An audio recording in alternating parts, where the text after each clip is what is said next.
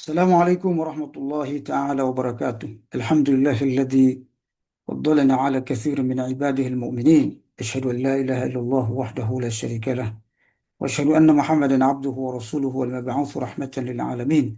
Allahumma shalli wa sallim ala sayyidina Muhammadin wa ala alihi wa sahbihi ajma'in amma ba'd. Kaum muslimin hafizakumullah. Kita bersyukur alhamdulillah di bulan Ramadan ini kita terus diberikan kesehatan dan keafiatan oleh Allah Subhanahu wa taala. Semoga Allah Subhanahu wa taala menerima seluruh amal ibadah kita di bulan Ramadan insya Allah, serta salawat dan salam terus kita sampaikan kepada Nabi kita, kekasih kita, pemimpin kita dunia dan akhirat, Rasulullah Muhammad Sallallahu Alaihi Wasallam beserta para sahabat dan keluarganya. Tema kita hari ini adalah akhlak sebagai memperbaiki akhlak dan meningkatkan keimanan. Akhlak dan iman memang saling terkait antara satu dengan yang lain. Para ulama mengilustrasikan hubungan antara akhlak dan iman itu seperti hubungan antar akar pohon dan buahnya. Semakin baik akar pohon, makin subur akar pohon itu. Terus semakin subur imannya, semakin baik imannya, maka semakin baik pula buah pohon itu atau akhlak seseorang. Ilustrasi ini sesungguhnya ada dalam Al-Quran sebagaimana firman Allah. Kamathali syajaratin thayyibatin asluha thabit wa far'uha fis sama. Ayat ini menjelaskan tentang kalimat thayyibah. Kalimat thayyibah itu akidah, akhlak, keimanan. Dia seperti pohon yang subur, akarnya menancap ke bumi dengan kuat. Lalu kemudian batangnya menjadi subur, ranting-rantingnya menjulang ke langit dan melahirkan buah, menghasilkan buah. Itulah hubungan antara akhlak dan iman atau iman dengan akhlak. Oleh karenanya, semakin kuat iman seseorang, makin kuat akhlaknya, makin kuat pula budi pekertinya. Al-Imam Al-Ghazali mengatakan, al-akhlak adalah hayatun rasikhatun fin nafsi. Tasduru minhal af'al min ghairi fikrin wa ruwiyatin. Akhlak itu adalah nilai-nilai yang terpatri dalam jiwa seseorang.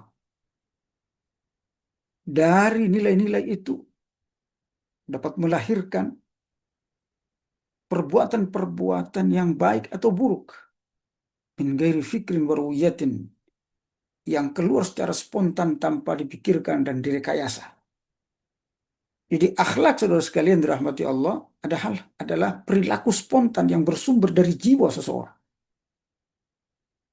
Sebaliknya, sesuatu perbuatan baik yang tidak lahir dari jiwa, senyum yang tidak lahir dari jiwa, tidak bisa disebut sebagai akhlak menurut Al-Ghazali. Oleh karena itu, nggak bisa dipisahkan antara iman dan akhlak. Makin baik iman seseorang, makin baik pula akhlak. Makin buruk, makin rendah iman seseorang, makin rendah pula akhlak seseorang. Oleh karena itu, saudara sekalian dirahmati Allah, sebenarnya dua hal ini yang menjadi kesuksesan, modal kesuksesan setiap manusia. Yang pertama, iman yang kuat. Yang kedua adalah akhlak yang mulia. Iman, kata Allah Subhanahu wa taala, bertambah, wa yazdadul ladzina amanu imana. Kami tambahkan iman orang beriman itu dengan iman-iman berikutnya. Jadi, iman fluktuatif, bisa bertambah, bisa berkurang. Rasulullah Shallallahu Alaihi Wasallam bersabda, al-imanu yazidu wa yankus, yazidu bil taati wa yankusu bil ma'asi. Iman itu dia bertambah dan berkurang, bertambah dengan ketaatan, ibadah-ibadah, dan berkurang dengan kemaksiatan. Oleh karena saudara sekalian dirahmati Allah Subhanahu wa taala, kunci untuk menambah iman harus melakukan amal-amal soleh, harus melakukan ibadah-ibadah khususnya di bulan Ramadan. Allah Subhanahu wa taala mengkhususkan kita memang memperbanyak ibadah akhlak, ibadah di bulan Ramadan, dan Allah Subhanahu wa taala melipat gandakan pahalanya. Pengaruhnya juga dilipat gandakan oleh Allah Subhanahu wa taala yang dikenal dengan berkah. Keberkahan ibadah di bulan Ramadan berbeda dengan keberkahan ibadah di bulan lain. Oleh karena itu, ibadah-ibadah yang kita lakukan di bulan Ramadan itu sudah bisa dipastikan menguatkan keimanan dan pada akhirnya juga nanti menguatkan akhlak kita. Dua sekali lagi, dua sumber kekuatan ini, sumber kesuksesan manusia, iman dan akhlak ini adalah yang selalu diajarkan oleh Nabi dan para sahabat kepada kita, bahkan diajarkan oleh para nabi dan para rasul terdahulu. Anittaqullaha wa ati'un, agar kalian bertakwa kepada Allah dan taat kepadanya. Saudara sekalian dirahmati Allah Subhanahu wa taala. Manusia itu memang tidak kemudian langsung kuat keimanannya, tetapi dia harus bertahap. Ya.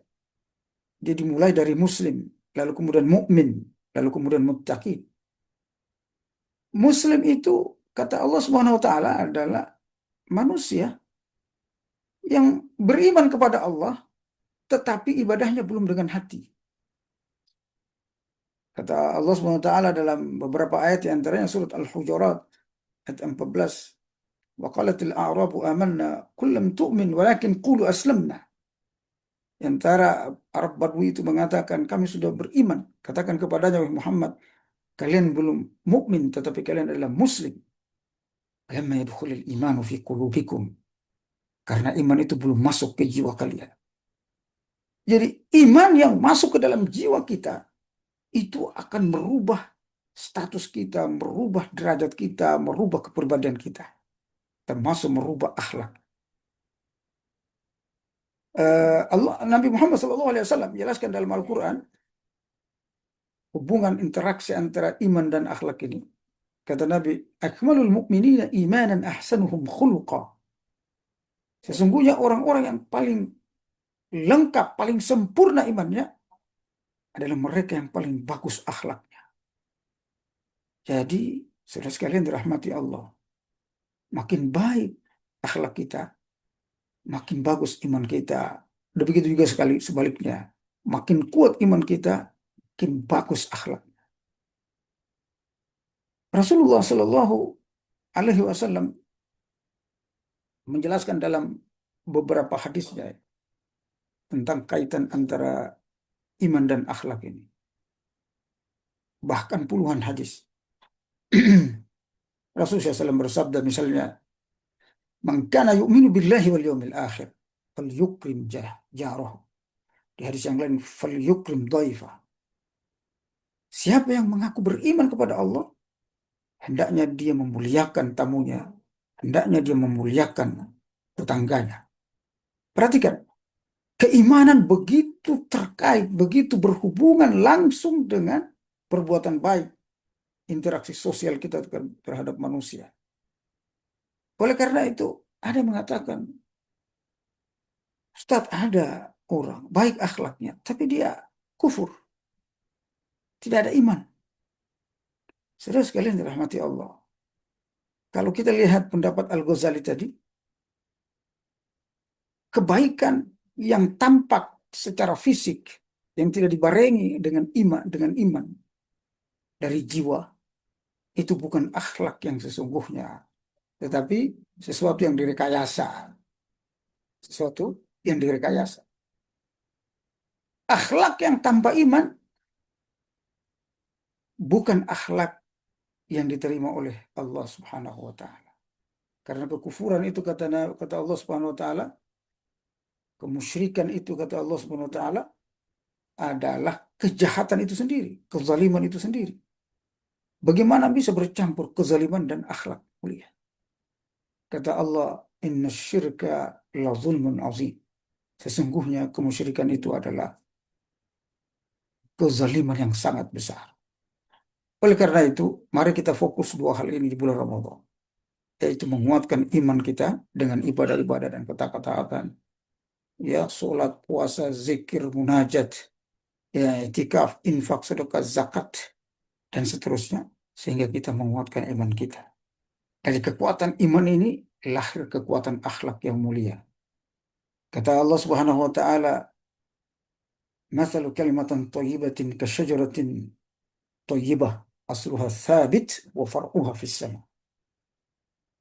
Permisalan kalimat thayyibah, maksudnya la ilaha illallah, keimanan kita, tauhid kita itu seperti pohon yang subur, akarnya menghujam ke bumi, tangkainya, dahannya menjulang ke langit, melahirkan buah yang indah. Itulah akhlak yang menghujam ke bawah, itu adalah akidah keimanan kita. Oleh karena saudara sekalian, dua hal ini, iman dan akhlak, mari kita fokus perbaiki di bulan Ramadan yang penuh keberkahan, yang penuh kesucian, yang penuh kemuliaan ini, di mana bulan Ramadan adalah bulan yang paling mudah kita berubah, memperbaiki segalanya. Apa? Karena takdir kita itu kemudian dilihat kembali, ditetapkan oleh Allah Subhanahu wa taala kembali di bulan Ramadan, khususnya di malam-malam Lailatul Qadar. Semoga ibadah-ibadah kita di bulan Ramadan terus kita tingkatkan untuk memperbaiki iman dan akhlak. Kriteria kita sukses mengisi Ramadan bisa dilihat dari dua indikator ini. Kekuatan iman, ya, kedalaman iman, dan kemuliaan akhlak budi pekerti kita sehari-hari. Jazakumullahu khairan, barakallahu fikum, wassalamualaikum warahmatullahi wabarakatuh.